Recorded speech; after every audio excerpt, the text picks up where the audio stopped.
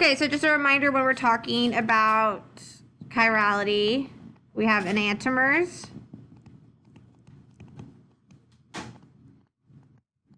And those are the pair of the mirror images.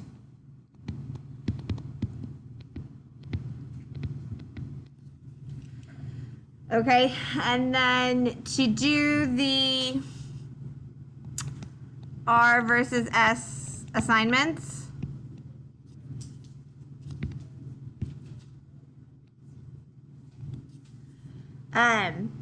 you need to, first, you're going to identify the chiral center.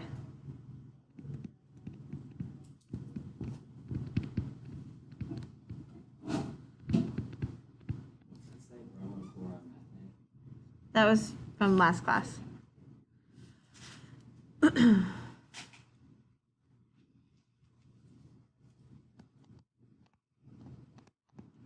identify the chiral center. 2, you need to assign, or let's see, give priority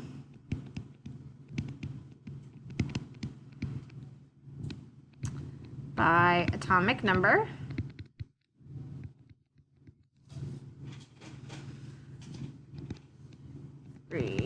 With the lowest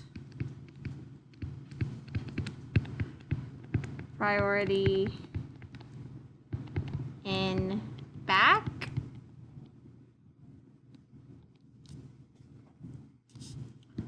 One, two, three, clockwise. That was R. And then 1, 2, 3, counterclockwise was S. So remember, I was like, kind of remember it going like an R versus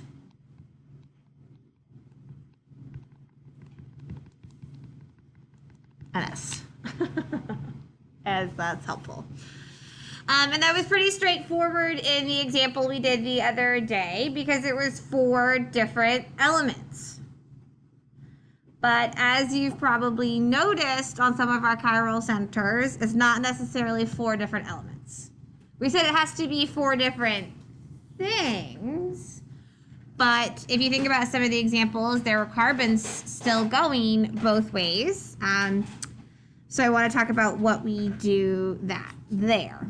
So let me think about putting this into words.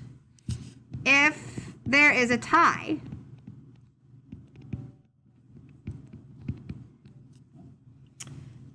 between attached atoms, and often this is going to be carbons.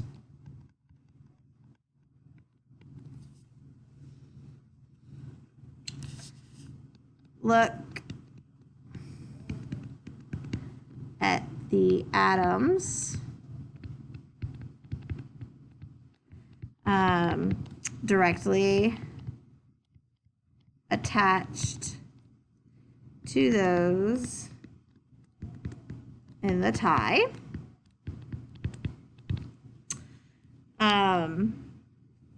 And the first point there's going to be like a difference. So whether there's like 2 carbons or 3 carbons, the first point of difference with a higher priority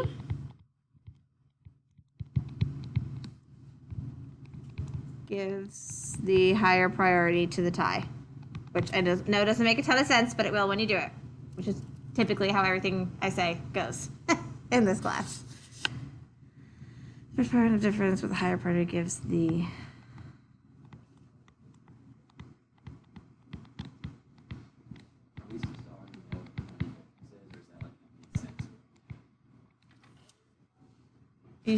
yeah, like is it 2 carbons or 3? Like if they're different.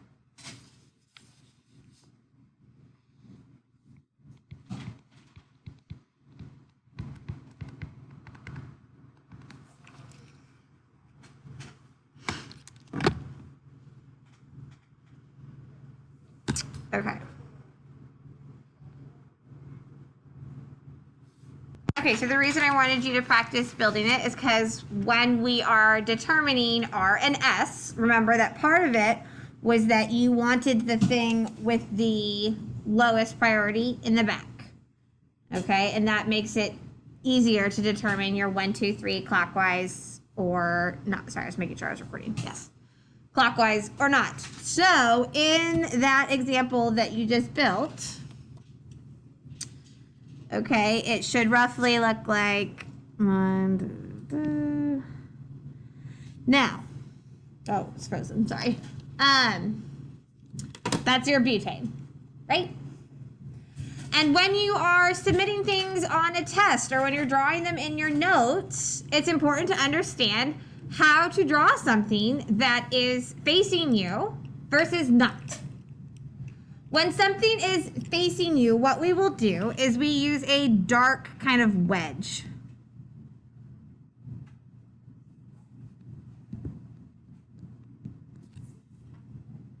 Okay, that means that that thing is coming at you. And then, like textbooks and everything, you're gonna see a very fancy, it's called the dotted wedge. Like that. I often, like in my own notes and my own life, instead of doing the dotted wedge, which you can do, it is right, it is correct, it's great. I'd love to erase it. There we go. What I often do, just because I think it's easier for my own notes, I just draw a dotted line. Because for me, I'm like, that took me 1 second. Whereas when I'm like trying to gradually make that little wedge. But they are both correct. It doesn't matter. Whatever. Then we have our mirror.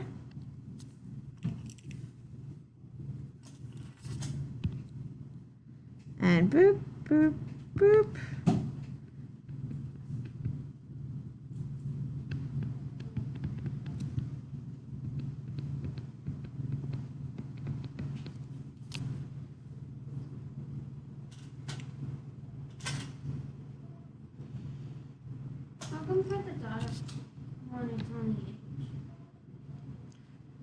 Because that's the lowest priority. So that was part of the rules. You put the thing with the lowest priority in the back.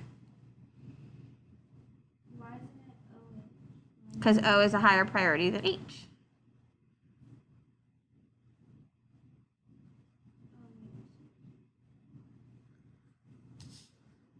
So if we just did a line on the test, it would be fine too? Or do you want us to be doing like the gradual line on the test? So a solid line, like the thing, means like in the plane. So like a solid line means it's flat. No, I meant like the gradual dot. Oh, I don't care. Okay. Yeah, oh God, no. Gradual dot versus like angly wedge dot, don't care. No. There's way too much hard stuff in this class. That's not one where I'm gonna be like -1. No. Nobody's got time to grade like that. Yes, so when we look at these things, a reminder about priority was that we number them based on atomic number. Okay, so from our periodic table, we know that oxygen is going to be priority 1. And that hydrogen, because its atomic number is 1, it's always going to be your lowest priority. Oh my God. Come back. I'm sorry? So, what are the atoms on either side of our chiral center then? What element is it? A carbon, right? On either side of our chiral, right, that's our friend in the middle, you have a carbon here and a carbon here. Carbon here, carbon here. So when you think about this, on this side, you have carbon, hydrogen, hydrogen, hydrogen, yes? On this side, attached to your carbon, you also have a carbon, a hydrogen, hydrogen, right? Those are the 4 things right there coming off of it. So when we are talking about a difference with a higher priority,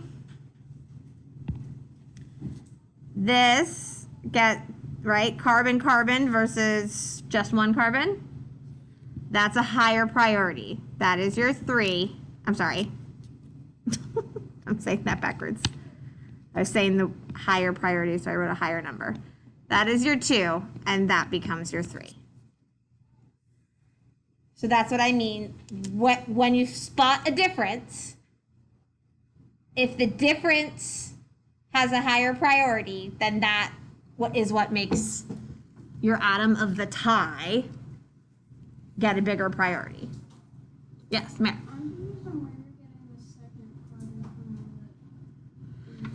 So if you were looking at this structurally, right, this would be carbon, hydrogen, hydrogen, carbon, hydrogen, hydrogen, carbon, hydrogen, OH, carbon, hydrogen, hydrogen.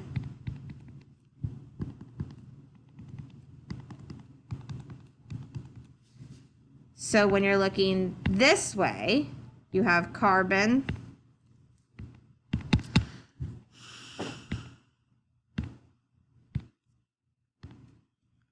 you have 1 carbon and 3 hydrogens.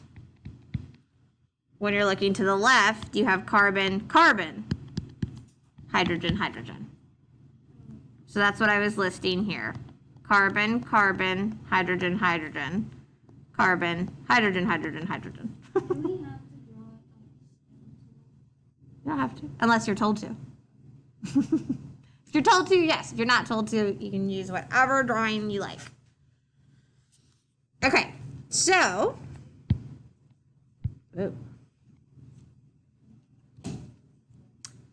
with that in mind then, if you are determining R versus H, is the one on the left, you follow it, 1, 2, 3, right? So what direction is that? Clockwise, and so it's an R, good. Now, you don't know how to name this friend.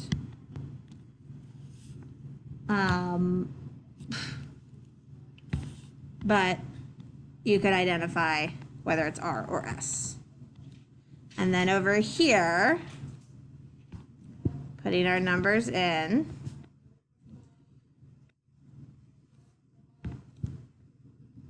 you are going counterclockwise.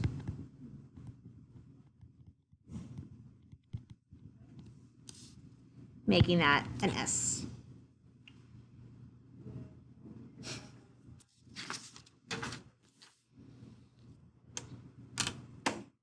Okay.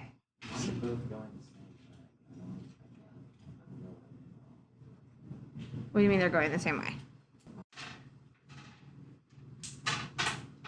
Some of you are getting stuck based on how I told you to draw or build it. My guess is you have something, 1, 2, 3, 4, 5, and I said have the bromine coming at you, and then the chlorine going behind, okay? Which means then my mirror, and you may not have, yours may be the opposite, right? Just depending, which doesn't matter.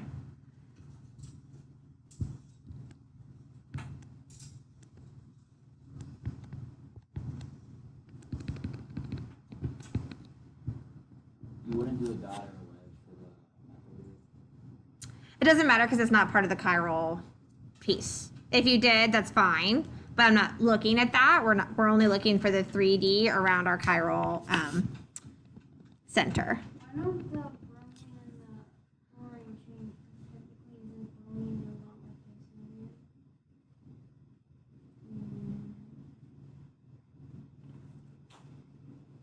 No, it still would be. Mine are flat, right?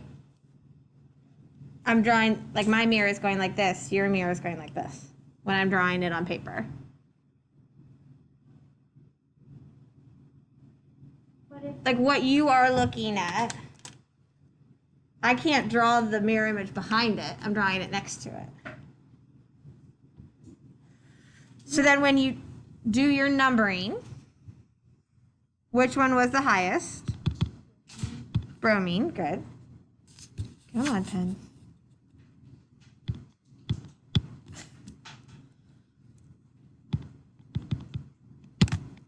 Oh, there we go. And it's gone again.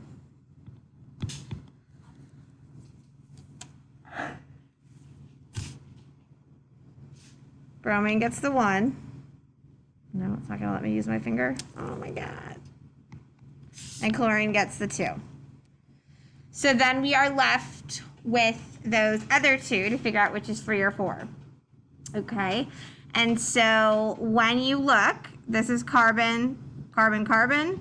This carbon only has 1. So this friend is a higher priority, with this one being the lowest.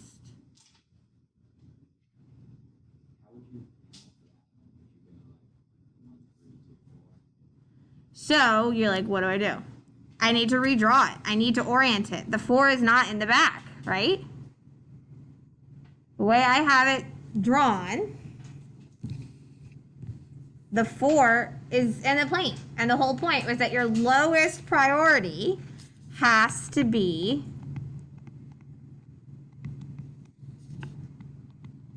in the back.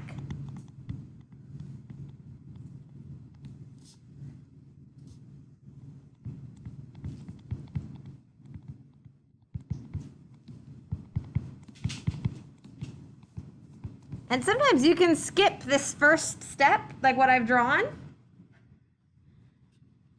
if you are just being asked to draw the R and S whatevers of 3-bromo, 3-chloro, 2-methyl pentane.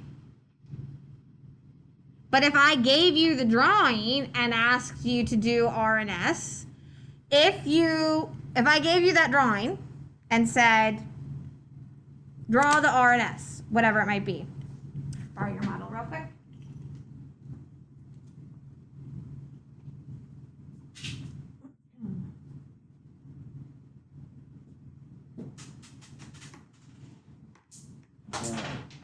You're missing that.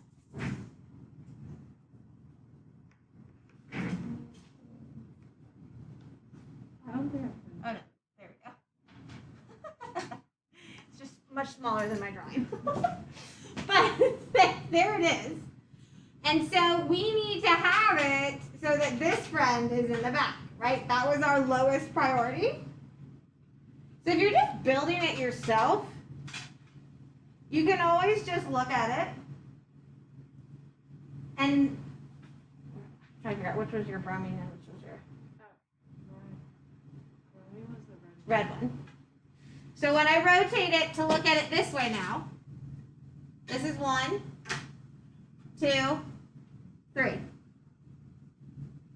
Okay, so you can either look at your model or I try to redraw it. I don't actually write all the stuff. I just write 1, 2, 3s, and 4s instead of trying to draw that all in 3D. So like for me, if I'm trying to figure out which one's R and which one's S, what I would do is, again, if you're looking at your model, and the more you do this, you get better. So like for me, I don't actually build this.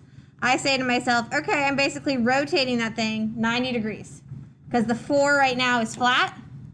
Let's say this is the 4, and I need to get it in the back, right? So whatever was flat, one's coming out and one's going back.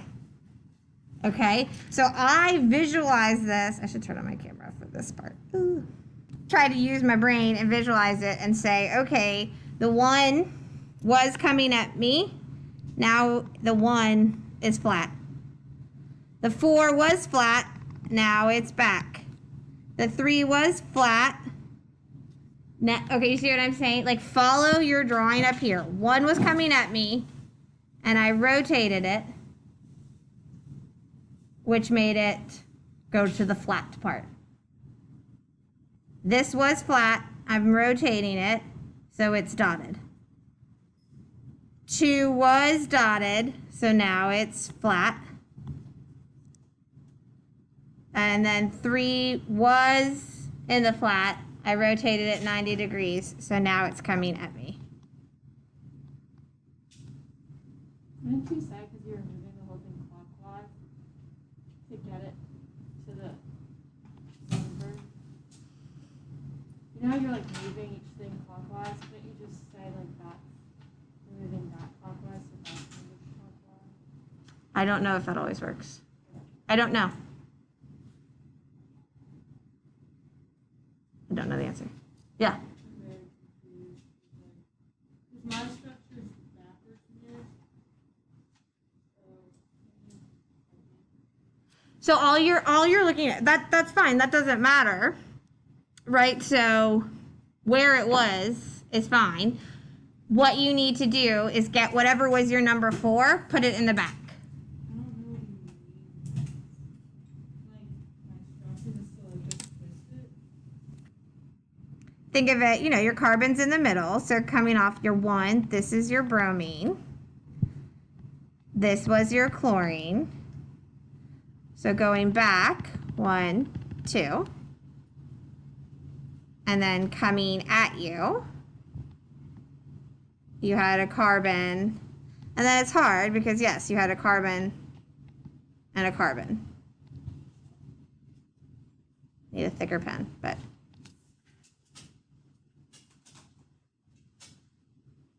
So our drawing on the left is it R or S? R.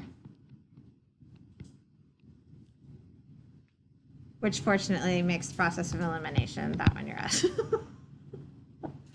But again, just for the practice of re-visualization, right? This was 1, 2, 3, and 4. I'm flipping it, okay, so that 4 is going away from me.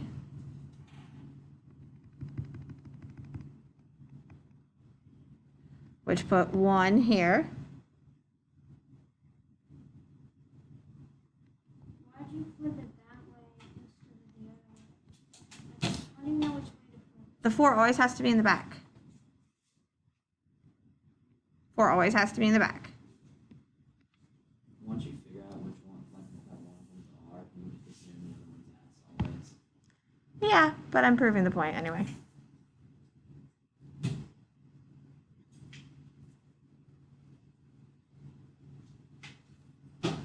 Now it is the following molecule in the R or S configuration of 1 bromo 2 fluoro propane.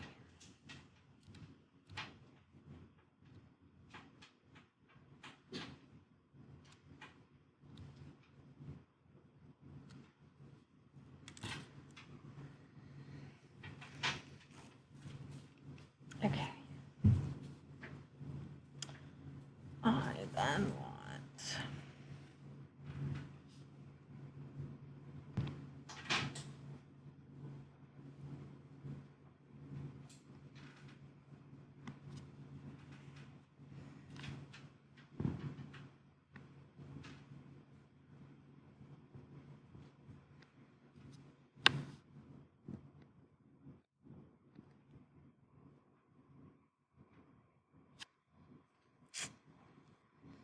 oh, let's see, actually, hold on. That's sorry. Sorry. Oh, now it's done.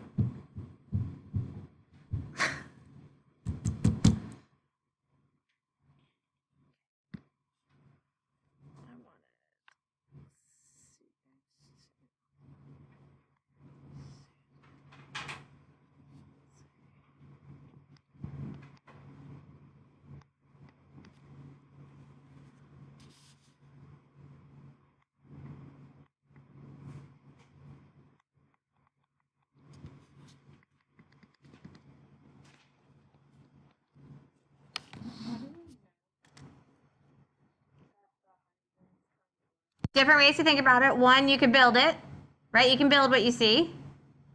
Or get your priorities, list your priorities, and then do the rotation so that the priorities are correct and answer me that way. Either one will work. There isn't a priority. The chiral center is in the middle, okay? So this is the middle. Then you're looking at what's coming off of it. There's an F, a C, an H, and a C, right? These are technically C's. F, out of those four things, is the highest priority. H is always the lowest. Then you're looking, you have a carbon and a carbon. Why is F your highest priority? What? Because you're looking at F, C, and H. But I thought you were on number. This is not a chiral center over here. I don't care about that bromine right now. That's not a chiral center. You have to base your R and S's on the fact of your chiral center. So at this point, all you're looking at is this. I don't care how much crap is going this way. Just this.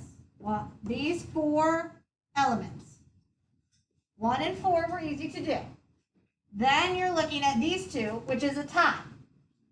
So when you get to the element that is a tie, you look at what's coming off of it that makes it different. So they both have 2 hydrogens, at least, right? This then has a 3rd hydrogen. This one has a bromine. So that makes that one fancy. That makes it a little bit fancier. Which makes that carbon number 2 and that carbon number 3.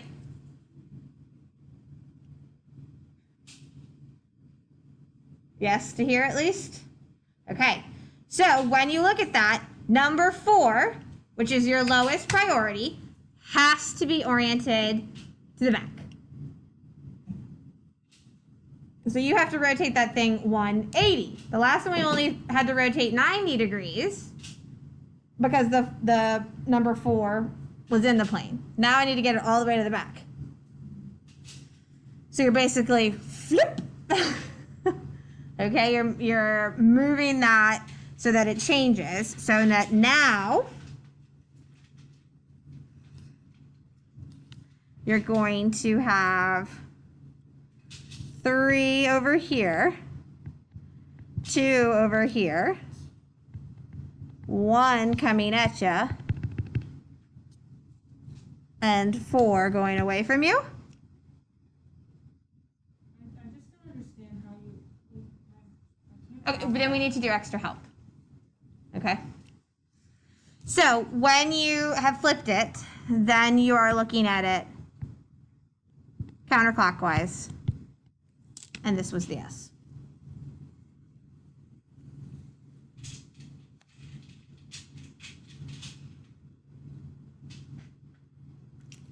Okay.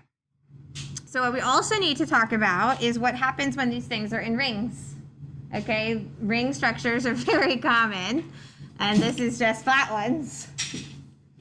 So these were our enantiomers, okay, our mirror images that we have. Now, we are going to talk about something called, even if we only get 10 minutes of it, we still have to get 10 minutes of it because we need to keep moving. Stereoisomerism, right? So we've been looking at that. Our enantiomers or the mirror images.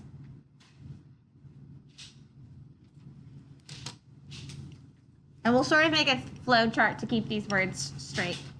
I already made the flow chart for Thursday to keep stereoisomer, enantiomers, isomers, and now we're talking about configurational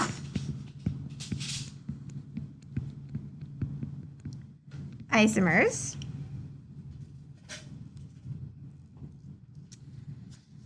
And let's see, I would like you to make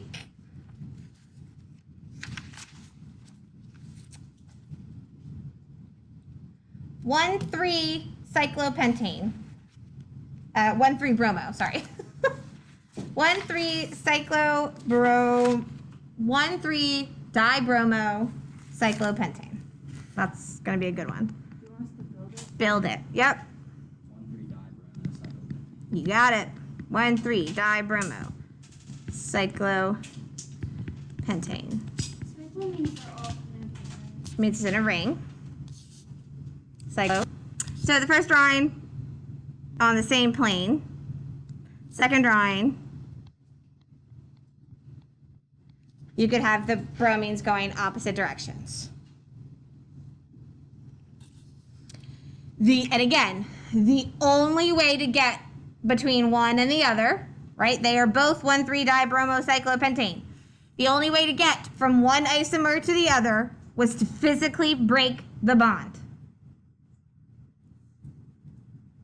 Okay? That is what makes this a configurational isomer. Okay? You must break the bond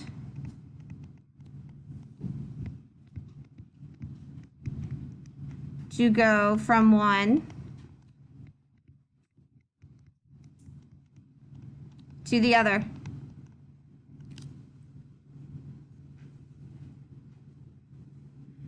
The organic chemistry word for that, that's it in English. That's understandable. I had to break it to say it in Orgo language. It is going to be not interconvertible by bond rotation.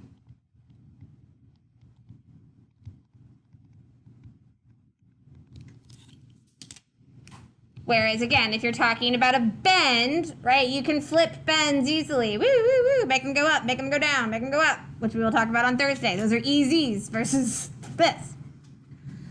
When they are in opposite planes, this is called trans, and this is cis.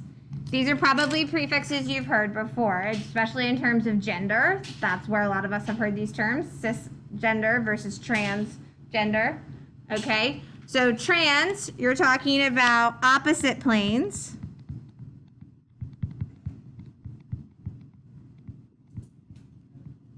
And cis is going to be the same plane. So the full name of our structure on the left is actually cis 1,3-dibromo cyclopentane. No, so R and S is something totally different. Those you could rotate. Right? It can't be R. It couldn't be R. You're not gonna have like R, cis, blah, blah, blah. No.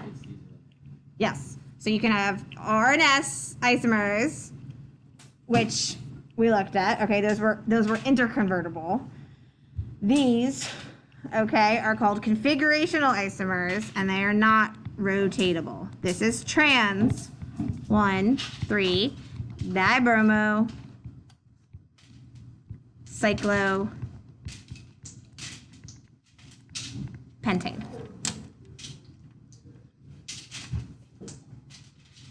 And you can tell from the drawing is the easiest, right? You can look at the drawings and say, okay, they're not the same. All right.